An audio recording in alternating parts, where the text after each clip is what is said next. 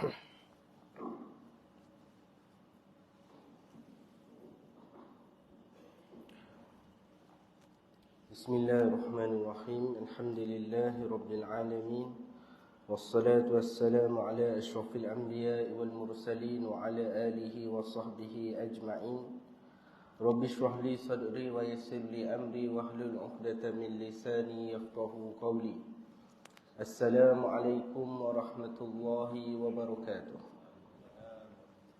Alhamdulillah, syukur kita pada Allah Subhanahu wa taala, diizinkan kita untuk terus bangun daripada tidur kita untuk beribadah dan juga mengumpulkan ilmu di antara waktu-waktu solat ini, yang mana kita seperti biasa ada kuliah maghrib dan kuliah subuh. Kalau di bandar dia ada kuliah zuhur. Maka ini adalah peluang-peluang untuk kita menambahkan ilmu kita berkaitan dengan agama. Baik, kita pada hari ini akan menyambung perbahasan kita kitab Kekeliruan Umat. Inilah jawapannya, yang dikarang oleh Al-Fadhil Ustaz Muhaddir Haji Jul Hafizahullah Ta'ala.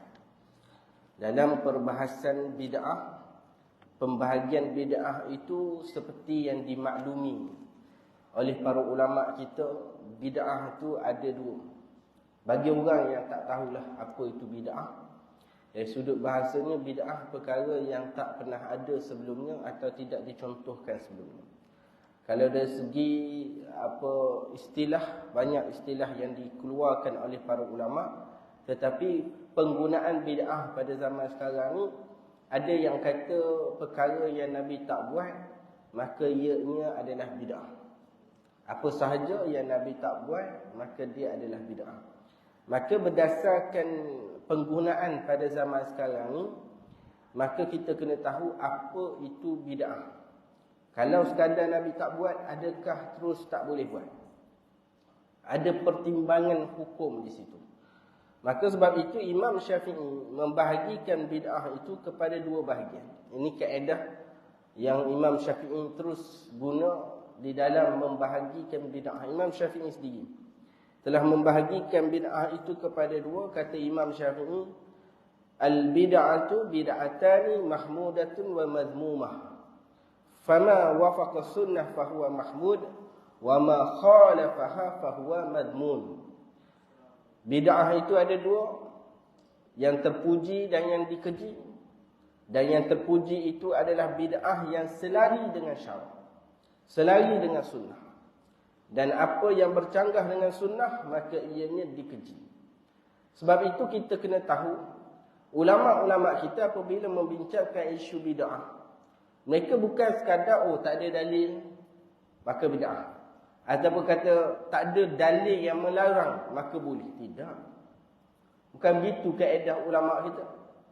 Sebab ulama kita memahami satu perkara ni, urusan agama mesti ada disiplin dia. Ada satu video daripada seorang profesor di utara. Pangkat ilmu tu tinggilah, pangkat jawatan pun tinggi, tapi bercakap macam orang tak ada ilmu. Kita minta lindunglah daripada Allah Ta'ala jadi orang macam ni. Dia kata geng-geng Ibn Tuman. Dia geng-geng Ibn Tuman ni dia nak tuju pada kita lah. Kita ni Asy'ariyah, Maturidiyah. Dia nak tuduh kita ni kononnya juga pengganas, maka dia kata geng-geng Ibn Tuman. Ibn Tuman ni masyarakat Melayu tak kenal. Tak kenal. Yang kita lebih kenal Asy'ariyah. Tetapi kalau nak banding dengan isu keganasan, orang lebih kenal keganasan Wahhabiyah yang berlaku di tanah Hijaz. Dan ada kes-kes ulama-ulama kita yang dibunuh. Ada mufti Mekah, Syekh Az-Zawawi, dikeluarkan daripada rumahnya, disembelih di depan rumahnya. Anaknya bekas mufti di negeri Terengganu. Keturunan dia ada jadi mufti di Terengganu. Dan keturunan Az-Zawawi masih ada di Terengganu sekarang. Ramai boleh jadi bukti kepada sejarah keganasan Wahabi. So bila timbalan Ketua Polis Negara sebut tentang isu keganasan, ini berdasarkan dapatan kajian, dapatan siasatan, bukan isu kitab mana yang sebut siapa pengganas, tidak. So dia pun nak kata, oh bahawa Asy'ariyah pun ada pengganas. Siapa? Ibn Tumat. Kita kata okeylah, kalau Ibn Tumat pengganas, mari kita nak dialog. Kalau betul lah. Sampai sekarang tak ada yang menyahut. Tiba-tiba profesor ni menggelarkan geng-geng ahli sunnah wal jamaah ni sebagai Ibn Tumat. Akal kat mana? Akal kat mana? Ajak diskusi tak nak, lepas tu label kita sebagai geng-geng Ibn Tumat. Ibn Tumat tu adalah salah seorang daripada Asy'ariyah. Dia bukan salah satu tokoh rujukan utama. Kalau tokoh rujukan utama macam Imam Ghazali, Imam Fakhruddin Ar-Razi, Imam Sanusi, itu tokoh rujukan utama. Kalau kita nak sandar, contoh kalau kita kata saya mengaji di bawah madrasah Sanusiyah. Makna pengajian sifat 20 kita berdasarkan kaedah penyusunan Imam Sanusi. So kita Sanusiyah boleh kita kata begitu. Tapi dengan label yang buruk sengaja dibuat. Dia kata geng-geng aswajar, geng-geng ahli sunnah wal jamaah ni, kalau nak kira dengan geng-geng ni, kalau Nabi tak larang, maka boleh. Maka Aminah Wadud. Dan kita ada satu orang antara pengikut dia di Malaysia yang menjadi imam kepada lelaki. Wanita yang menjadi imam kepada lelaki. Dia kata kononnya pandangan Aminah Wadud ni boleh jadi imam pada lelaki kerana tak ada dalil Nabi melarang. Kita bukan sekadar tak ada dalil Nabi larang maka boleh. Tidak. Sebab itu kaedah Imam Syafi'i bagi ni jelas. Iaitu wa ma wafaqas sunnah. Kalau tidak bercanggah dengan sunnah, selari kena dengan roh agama, maka baru boleh. Bukan sekadar tak ada larangan, maka semua boleh. Tidak. Tapi dia seorang profesor, ada jawatan tinggi, cuba brainwash orang ramai. Menyampaikan satu keadaan yang tak adil untuk memburukkan satu kelompok yang lain. Tapi bila negeri-negeri mengharamkan kelompok ni, dia panas juga. Orang haramlah ceramah. Orang haramkanlah daripada sebarkan dalam negeri-negeri pasal pemikiran yang terlalu kolot macam ni. Aminah Wadud dan pengikut-pengikutnya di Malaysia ni golongan liberal. Mufti-mufti daripada kalangan ahli sunnah telah mengeluarkan fatwa ajaran yang menyeleweng daripada akidah ahli sunnah wal jamaah adalah liberal. Tapi kelompok yang rapat dengan liberal bukan ahli sunnah. Mereka yang pergi ILP, mereka yang bersama dengan dialog-dialog geng-geng liberal, mereka yang ambil gambar dengan geng-geng liberal seluruh negara dunia, mereka tiba-tiba kata, oh Aminah Wadud mengambil hujah seperti aswaja. Aswaja ni pertubuhan kalau di Malaysia. Kalau di Indonesia maksudnya ahli sunnah wal jamaah. Kalau di Malaysia, Ahli Sunnah wal Jamaah singkatannya ASWJ. Jadi kita ni, kita kata Ahli Sunnah wal Jamaah bukan sekadar tak ada dalil yang melarang, maka boleh. Bukan begitu. Wa ma wafaqas sunnah. Apa yang selari dengan sunnah. Tak ada dalil yang melarang, itu salah satu indikator. Dalil yang tak ada dalil melarang salah satu indikator. Tapi dari segi sunnah kena ke tidak? Contohlah di negara luar dia buat majlis selawat. Baguslah majlis selawat. Dari segi sunnah selari. Nabi suruh, Allah Ta'ala suruh selawat, Nabi suruh selawat, ada ganjaran selawat. Buat majlis selawat selari dengan sunnah. Tetapi dalam majlis selawat itu ada percampuran, ikhtilat.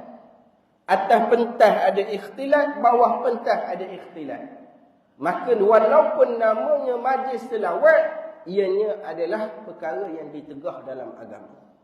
Kita duk ngaji, kuliah maghrib, subuh ke zuhur ke, asalnya tidak ada pengkhususan waktu tertentu untuk belajar. Nabi kadang-kadang mengajar atas unta. Nabi kadang-kadang mengajar di dalam perjalanan musafir. Nabi dalam keadaan mengajar di rumah. Ada orang tanya di tepi jalan, di merata tempat. Tapi kita khususkan waktu tertentu di masjid tempat tertentu. Sekarang perkara seperti ceramah subuh, maghrib ke zuhur ke, ini bid'ah. Pengkhususan itu bid'ah. Adakah bercanggah dengan sunnah? Tak bercanggah. Adakah Nabi melarang? Tak larang. Itu yang dikatakan boleh. Tetapi kalau ceramah agama sekalipun, ceramah perdana, ribuan orang hadir, tapi ada percampuran lelaki perempuan, berjalan bersentuhan.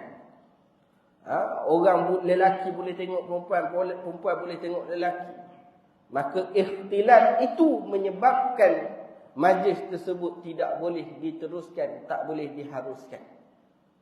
Ini kaedah agama. So kita bila kita kata suatu perkara itu boleh ataupun tidak, bukan sekadar tak ada dalil. Tapi orang nak spin, pandai macam mana pun, jawatan tinggi macam mana pun, bila nak spin, cakap tak cerdik. Cakap tak cerdik.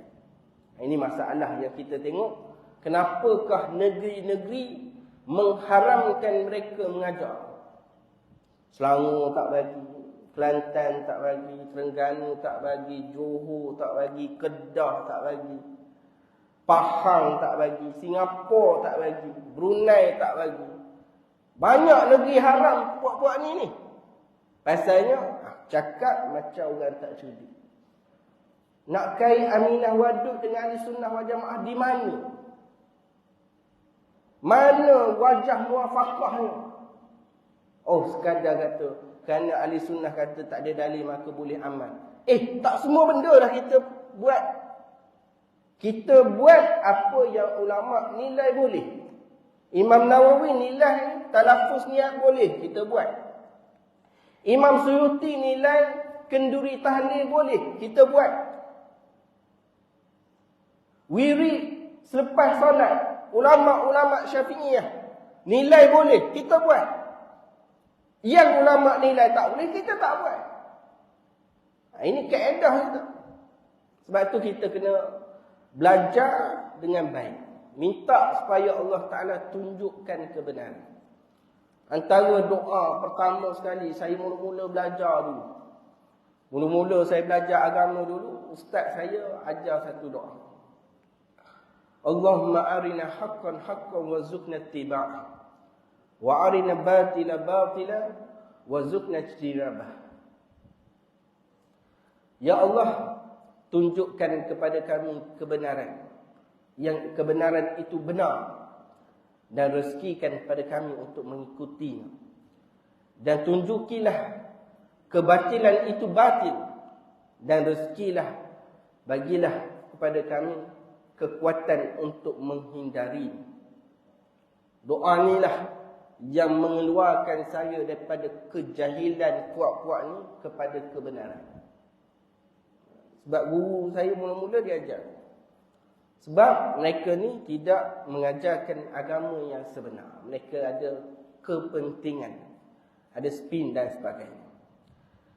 Pada ketika lain beliau berkata, Imam Syafi'i kata pada tempat yang lain, seperti yang mana yang diriwayatkan oleh Imam Baihaqi, wal muhdatsatu minal umuri darban, ma uhditha yukhalifu kitaban aw sunnatan aw atharan aw ijma'an, fahadhihi bid'atud dhalal, wa ma uhditha min khair la yukhalifu syai'an min dhalik, fahiya muhdatsatun ghairu mazmumah. Tengok Imam Syafi'i kata ni. Kita ni fikir sikitlah. Nak ikut Imam Syafi'i ke nak ikut geng-geng?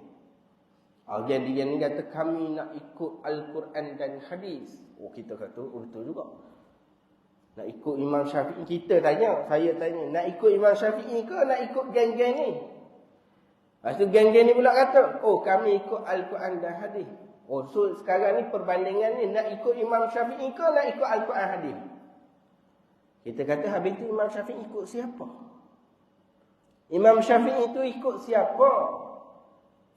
Imam Syafi'i itulah yang nak menerangkan kefahaman Al-Quran dan hadis. Isu sekarang bukan siapa nak ikut Al-Quran atau hadis, bukan. Isu sekarang, siapakah lebih memahami Al-Quran dan hadis? Imam Syafi'i ke atau mereka? Imam Syafi'i sebut al-muhdatsat, perkara yang diada-adakan. Muhdatsat ni disebutkan dalam hadis Nabi dalam beberapa riwayat. Maka tafsiran oleh Imam Syafi'i menyebut al-muhdatsat, perkara baharu itu ada dua jenis. Pertama, perkara baharu yang bercanggah dengan Al-Quran, bercanggah dengan sunnah, bercanggah dengan asar, bercanggah dengan ijma'. Bercanggah dengan 4 perkara. Bukan sekadar tak ada dalil Nabi larang, bukan. Perkara bid'ah yang mazmumah, yang keji itu, dia bercanggah dengan 4. Al-Quran, hadis, asar, ijma'. Sekarang kita tengok dalam sejarah penentuan hukum fiqh, manakah orang yang paling banyak menyanggahi ijma'? Kita ke mereka? Yang menyanggahi ijma' ulama'. Ijma', kesepakatan di kalangan ulama'. Sepakat ni dia tak kata 100% umat Islam semua pakat satu perkara, tak. Ijma' ni apabila 4 mazhab sepakat, maka yang khilaf daripada 4 mazhab tu dia bukan lagi khilaf muktabar. Apabila ada ulama kurun yang ke-4, 5, 6 dan sebagainya, bila kata ini adalah ijma' ulama', maka dia dah jadi ijma'. Sekarang siapakah yang menyanggahi ijma'? Mereka. Mereka yang menyanggahi ijma'. Dalam bab akidah menyanggahi ijma', dalam bab fiqh menyanggahi ijma', maka siapa buat bid'ah sekarang? Itu bid'ah yang di sisi Imam Syafi'i, perkara mengada-adakan itu yang dikatakan sebagai bid'ah yang keji adalah bercanggah dengan Al-Quran, bercanggah dengan hadis, bercanggah dengan asar, bercanggah dengan ijma'. Maka kata Imam Syafi'i, inilah bid'ah dalal, bid'ah yang sesat. Itu yang pertama. Dan kedua, perkara baharu yang diadakan dari segala kebaikan yang tidak bertentangan dengan dengan mana-mana 4 perkara itu, maka ia adalah bid'ah yang bukan keji. Ini Imam Syafi'i kata. Apa pandangan Imam Syafi'i tentang bid'ah yang tidak keji? Imam Syafi'i kata, wa ma uhdisa minal khair. Nabi sebut apa?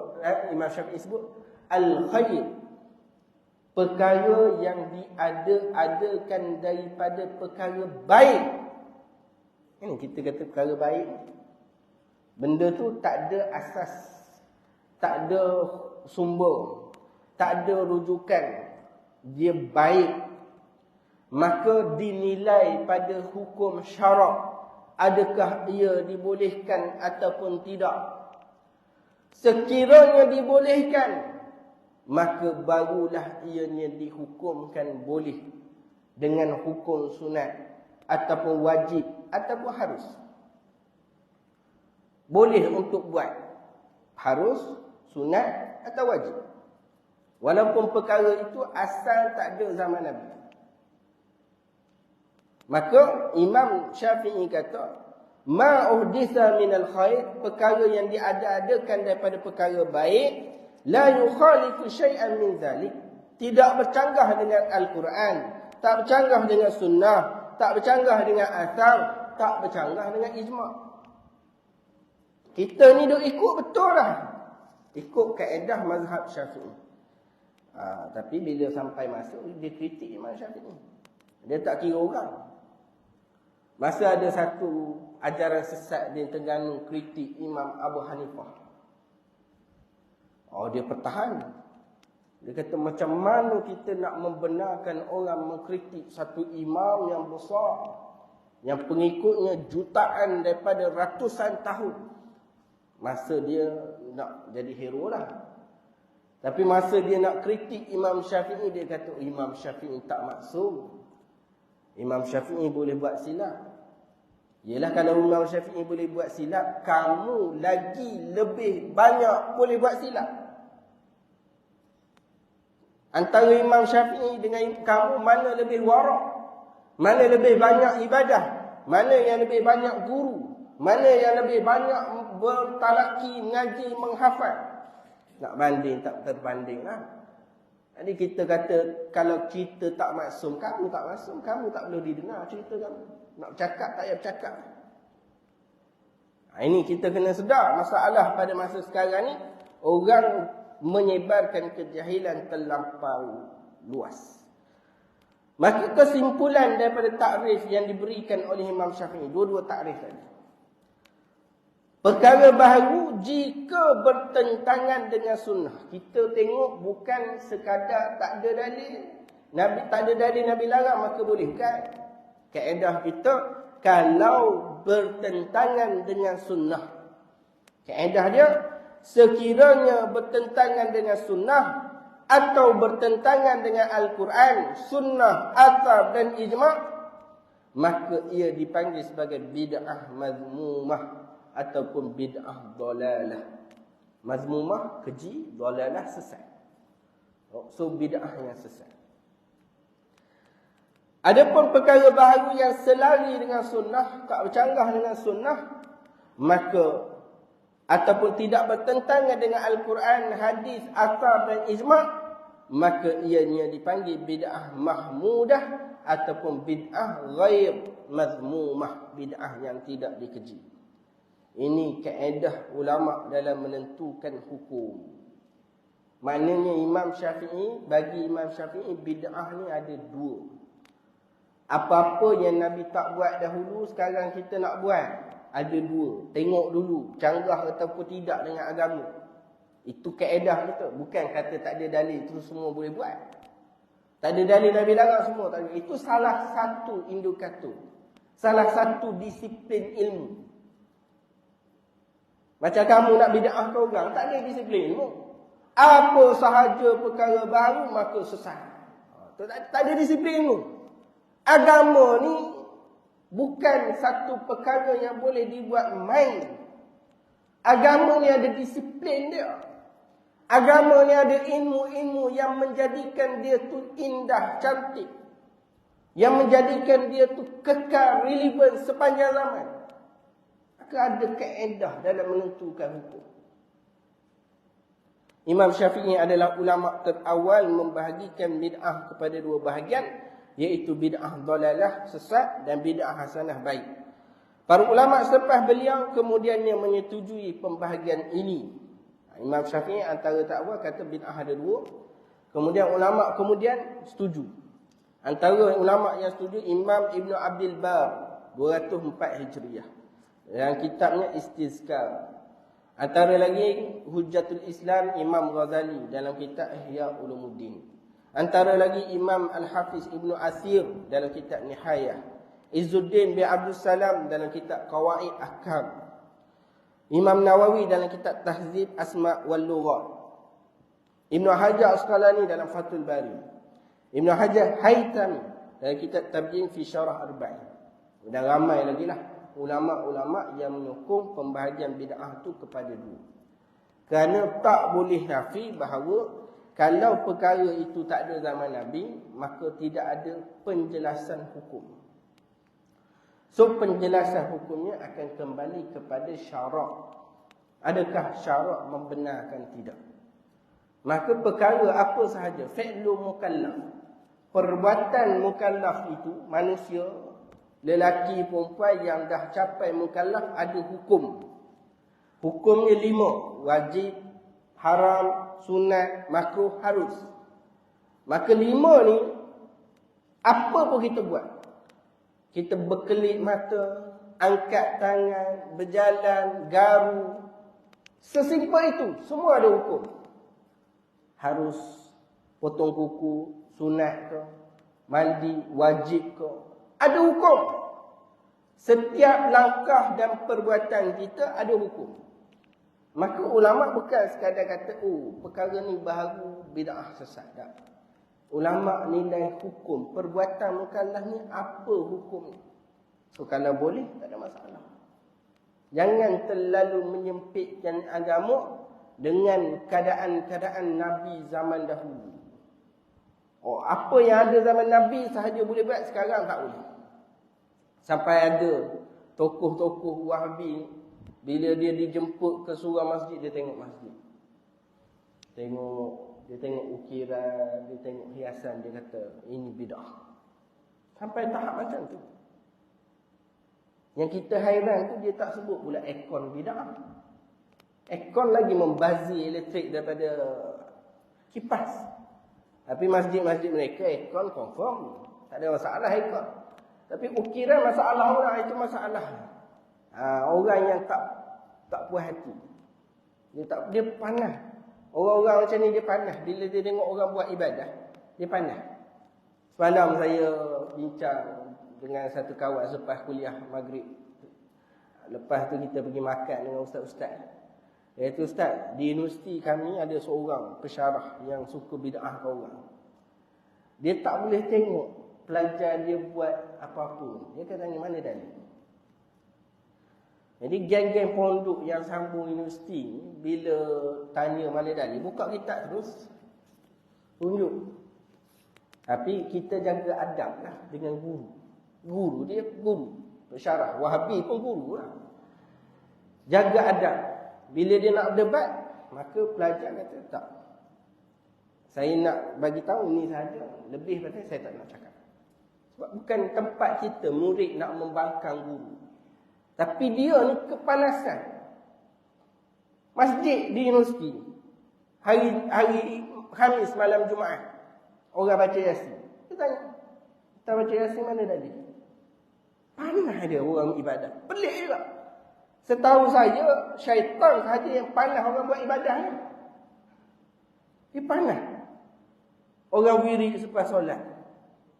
Kalau wirid dia dengar, dia kata, entah wirid, anak dengar entah wirid ni, dari mana dalil?